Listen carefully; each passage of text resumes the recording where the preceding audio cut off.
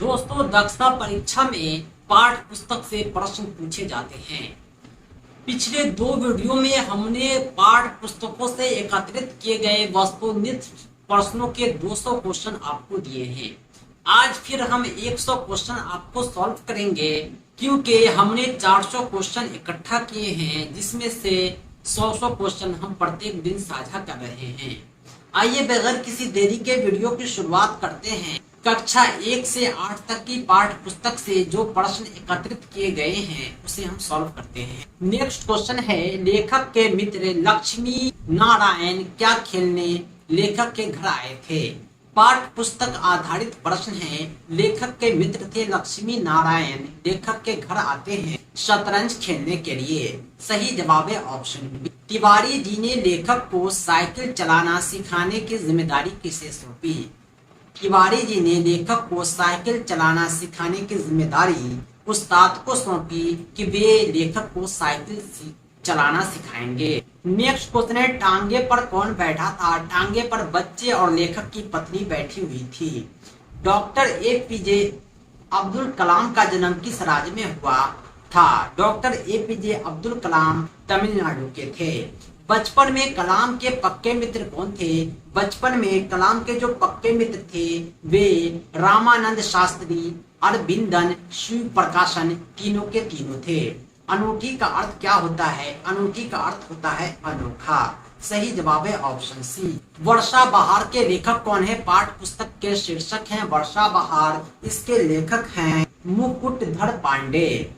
राणा कहाँ के महाराजा थे। राणा जो थे वे चित्तौड़गढ़ के महाराजा थे।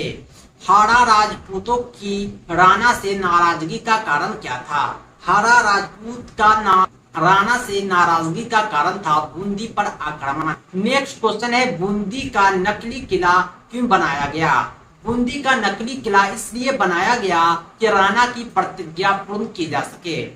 नेक्स्ट क्वेश्चन है 211 नंबर, इसमें गलत कथन को चुनना है। प्रेम की भाषा बोलने वाला ही पंडित होता है। सही है।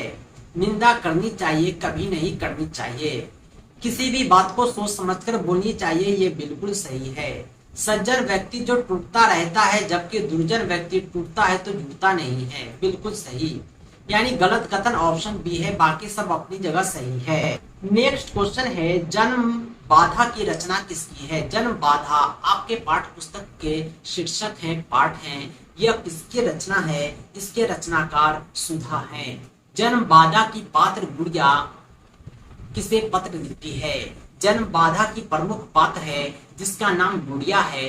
यह कहानी के आधार पर प्रधानमंत्री को पत्र लिखती है। शक्ति और क्षमा के लेखक कौन हैं। शक्ति और क्षमा के लेखक हैं रामधारी सिंह दिनकर। शक्ति और क्षमा कविता से क्या शिक्षा मिलती है। शक्ति और क्षमा कविता से हमें यही शिक्षा मिलती है कि हमें शक्तिवान बनना चाहिए ताकि हम लोगों को क्षमा कर सके। नेक्स्ट क्वेश्चन है, हिम शुक पाठ के लेखक कौन हैं। हिम शुक पाठ के लेखक शंकर हैं। विदर्भ देश के राजा के पास क्या था। एक चतुर तोता था। सही जवाब है ऑप्शन ए। नेक्स्ट क्वेश्चन है, तोता का नाम क्या था। तोता का नाम था हिम शुक। किस देश के राजा के पास अनोखा तोता था। वह राजा कहाँ का था। वह राजा था विदर्भ का। नेक्स्ट क्वेश्चन है, हिमशुक रात में कहाँ ठहरा था। हिमशुक तोता रात में पेड़ पर ठहरा था। जहरीले फल का राजा ने क्या किया। जहरीले फल का राजा ने उसे नष्ट करने के लिए गड्ढे में दबवा दिया। ऐसे ऐसे एक पाठ है आपकी पाठ्य पुस्तक का। यह क्या है। कहानी है, नाटक है, कविता है, एकांकी है। यह एक एकांकी है। नेक्स्ट क्वेश्चन है, भेंट का अर्थ क्या होता है।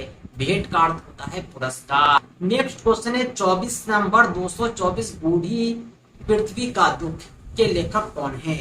बूढ़ी पृथ्वी का दुख के लेखक है निर्मला पुतुल। सही जवाब है ऑप्शन बी। नेक्स्ट क्वेश्चन है, सोना की लेखिका कौन है। महादेवी वर्मा। हुइत सांग की भारत यात्रा के लेखक कौन है। हुइत सांग की भारत यात्रा के लेखक हैं बेलिंदर हरिंदर धनवा। दोनों के दोनों हुइत सांग की भारत की यात्रा के लेखक हैं। ये सब जो थे चीनी यात्री थे, भारत में पढ़ने आए थे। नेक्स्ट क्वेश्चन है, आर्यभट्ट का जन्म कहाँ हुआ। आर्यभट्ट का जो जन्म होता है वो अस्मक प्रदेश में होता है। नेक्स्ट क्वेश्चन है 228 आर्यभट्ट ने किस आयु में आर्यभट्टीय नामक पुस्तक की रचना की। आर्यभट्ट ने 23 वर्ष की आयु में आर्यभट्टीय पुस्तक की रचना की। पृथ्वी गोल है और अपनी धुरी पर चक्कर लगाती है, यह सर्वप्रथम किसने कहा। पृथ्वी को गोल और अपनी धुरी पर चक्कर लगाने वाला आर्यभट्ट ने कहा। यशस्विनी पाठ के लेखक कौन हैं। यशस्विनी पाठ के लेखक हैं बेबी रानी। सही जवाब है ऑप्शन बी। नेक्स्ट क्वेश्चन है एक दिन गुरुजी अपने शिष्यों को जड़ी बूटी की जानकारी देने के लिए कहाँ ले गए।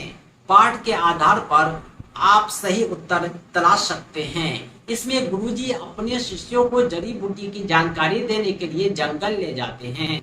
एक है समय। समय क्या है। समय जो होता है बहुत कीमती होता है। सही जवाब है ऑप्शन ए। कक्षा 7 के बाद हम बढ़ते हैं कक्षा 8 की ओर। कक्षा 8 की पाठ्य पुस्तक से जो ऑब्जेक्टिव क्वेश्चन का कलेक्शन है वो है तू जिंदा है तो डैश के लेखक कौन हैं। जोश भर देने वाली कविता है, इसके लेखक है शंकर शैलेंद्र। भूख और अपराध ये क्या है।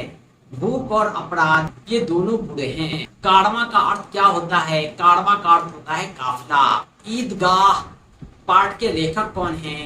ईदगाह पाठ के लेखक हैं प्रेमचंद। सही जवाब है ऑप्शन ए। नेक्स्ट क्वेश्चन है ईदगाह क्या है। ईदगाह जो है एक कहानी है।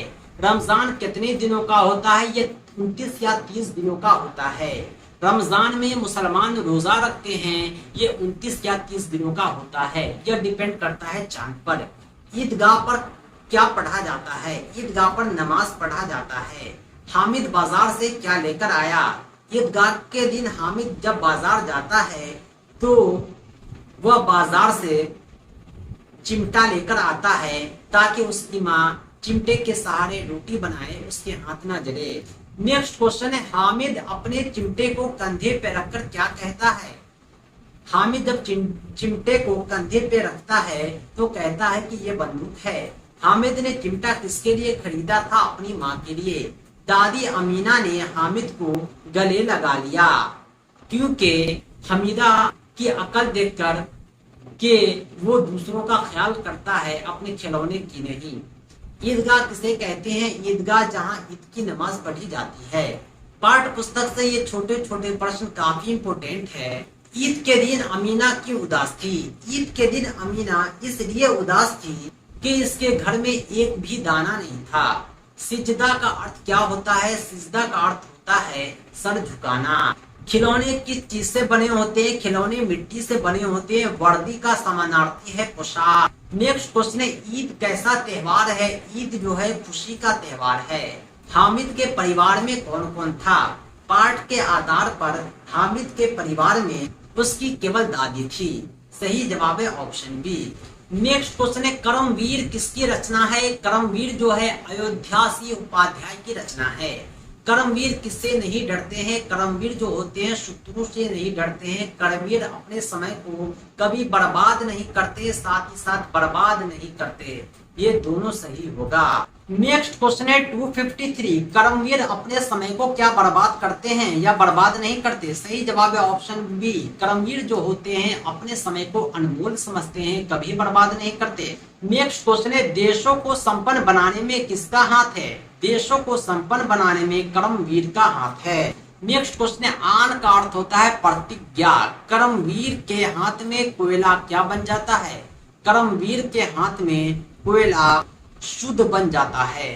कर्मवीर क्या है। कर्मवीर का मतलब होता है परिश्रम करने से जो जी नहीं छुड़ाते, जो कर्म करने में वीर होते हैं। नेक्स्ट क्वेश्चन है कर्मवीर बनने के लिए क्या करना होगा। अगर आप कर्मवीर बनना चाहते हैं तो आप समय को महत्व दें, परिश्रम करें, आलस्य को त्याग दें।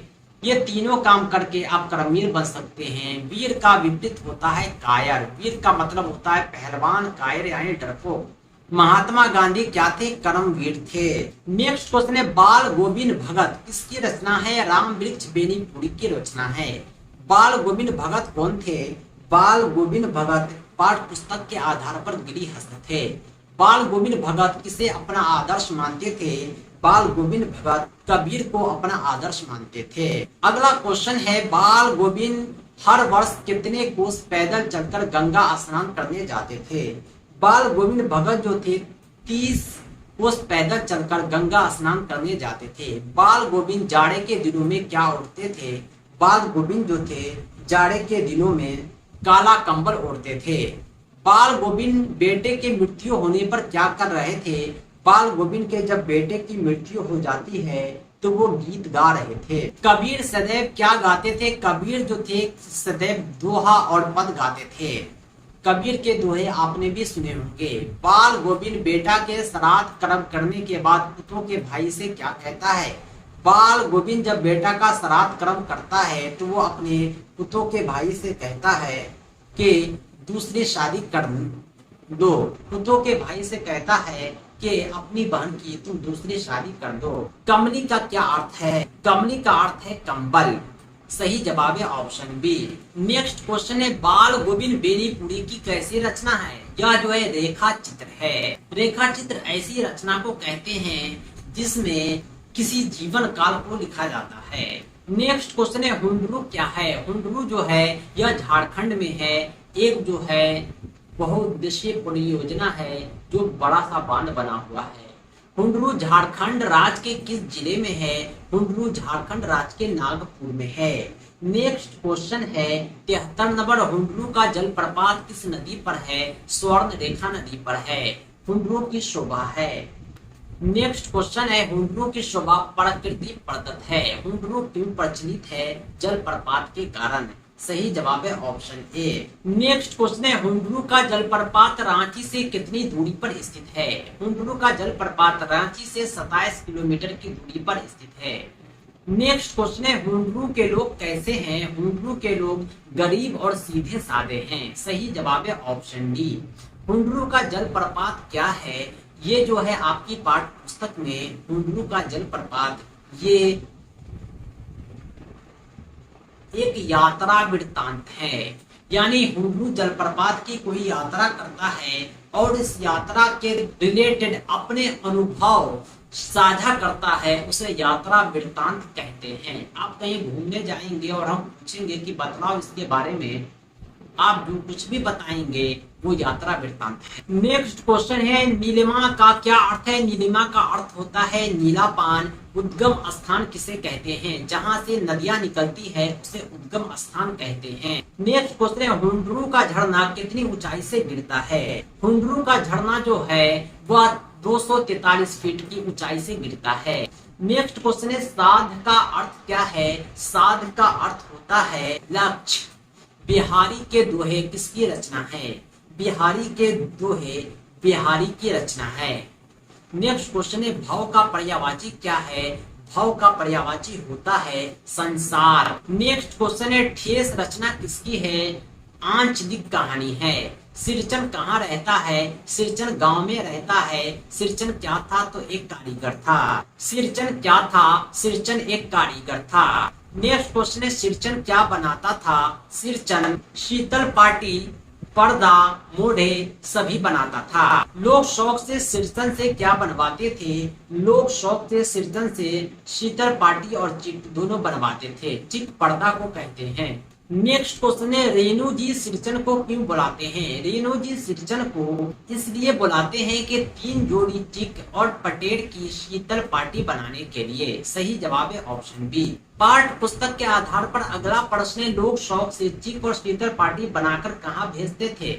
लोग शौक से जो शीतल पाटी बनाते थे, चिक बनाते थे, अपने सगे संबंधियों को भेजते थे। गांव के किसान सिरचन को क्या समझते थे? गांव के जो किसान थे वे सिरचन को कामचोर, बेकार आदमी, मुफ्त में मजदूरी पाने वाला समझते थे।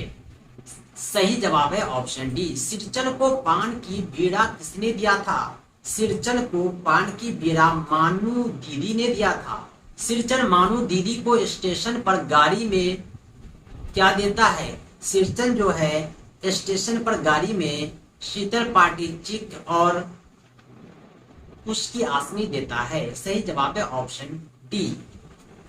नेक्स्ट क्वेश्चन है माँ मंजरी भाभी को सिरचन को क्या देने के लिए कहती है? बुंदिया देने के लिए कहती है। झाल का अर्थ क्या है?